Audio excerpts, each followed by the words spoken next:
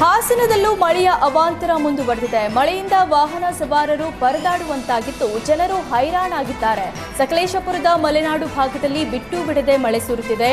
ಮುಂಗಾರು ಪೂರ್ವ ಮಳೆಗೆ ರೈತರ ಮುಖದಲ್ಲಿ ಮಂದಹಾಸ ಮೂಡಿದ್ದು ಬಿತ್ತನೆ ಕಾರ್ಯಕ್ಕೆ ತಯಾರಿ ಶುರುವಾಗಿದೆ.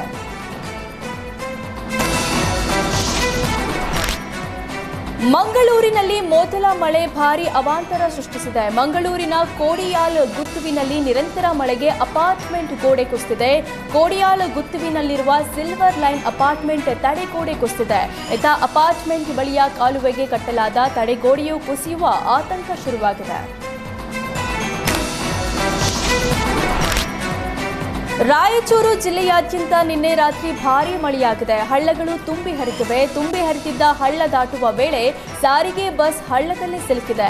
ಲಿಂಗಸಗೂರು ತಾಲೂಕಿನ ಅನ್ವಡಿ ಗ್ರಾಮದ ಬಳಿ ಈ ಅವಾಂತರ ನಡೆದಿದೆ. ಕವಿತಾಳ ಮತ್ತು ಹಟ್ಟಿ ಮಾರ್ಗದಲ್ಲಿ ಹಳ್ಳಕ್ಕೆ ಸರಿಯಾದ ಸೇತುವೆ ವ್ಯವಸ್ಥೆ ಇಲ್ಲ.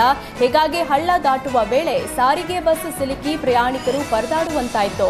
ಬಸ್ ಹಳ್ಳದಲ್ಲಿ ಸಿಲುಕಿದ ವಿಷಯ ತಿಳಿದ ಗ್ರಾಮಸ್ಥರು ಜೆಸಿಬಿ ಮೂಲಕ ಸಾರಿಗೆ ಬಸ್ ಅನ್ನು ಹೊರತೆಗೆದಿದ್ದಾರೆ.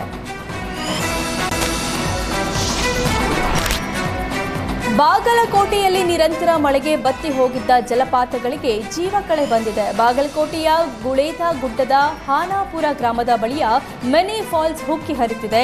ಗುಳೇದ ಗುಡ್ಡ ಮತ್ತು ನಂದಿಕೇಶ್ವರ ಮಾರ್ಗ ಮಧ್ಯದಲ್ಲಿ ಬರುವ ಹುಲಿಗೆಮ್ಮನ ಹಂಡೆಕೊಳ್ಳದ ಮಿನಿ ಫಾಲ್ಸ್ ಪ್ರವಾಸಿಗರನ್ನ ಸೆಳೆತಿದೆ. ತುಂಬಿ ಹರಿಯುತ್ತಿರುವ ಮಿನಿ ಫಾಲ್ಸ್ ನೋಡಲು ಪ್ರವಾಸಿಗರ ದಂಡು ಹರಿದು ಬರ್ತಿದೆ.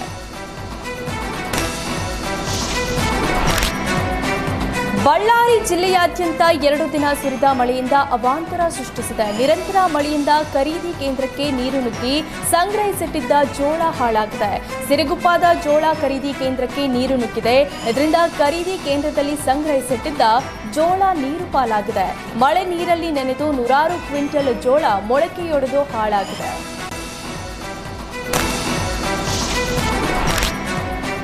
ಚಿಕ್ಕಮಗಳೂರಿನ ಮೂಡಿಗೆರೆ ತಾಲೂಕಿನಲ್ಲಿ ನಿರಂತರ ಮಳೆ ಸುರಿಯುತ್ತಿದೆ. ಇತ್ತ ಕೊಟ್ಟಿಗೆಹಾರ, ಚಾರ್ಮಡಿ ಘಾಟ್, ದೇವರಮನೆ ಭಾಗದಲ್ಲಿ ಭಾರೀ ಮಳೆಯಾಗ್ತಿದ್ದು ವಾಹನ ಸಂಚಾರ ಅಸ್ತವ್ಯಸ್ತವಾಗಿದೆ. ಕಳೆದ 1.5 ತಿಂಗಳಲ್ಲೇ ವಾಡಿಕೆಗಿಂತ 56% ಹೆಚ್ಚು ಮಳೆಯಾಗಿದೆ. ಶೃಂಗೇರಿ, ಕೊಪ್ಪ, ಮೂಡಿಗೆರೆ, ಕಳಸ, ಎನ್ಆರ್ಪುರದಲ್ಲಿ ಮೋಡ ಕವಿದ ವಾತಾವರಣವಿದ್ದು ಸಂಜೆ ಭಾರೀ ಮಳೆಯಾಗುವ ಸಾಧ್ಯತೆ ಇದೆ.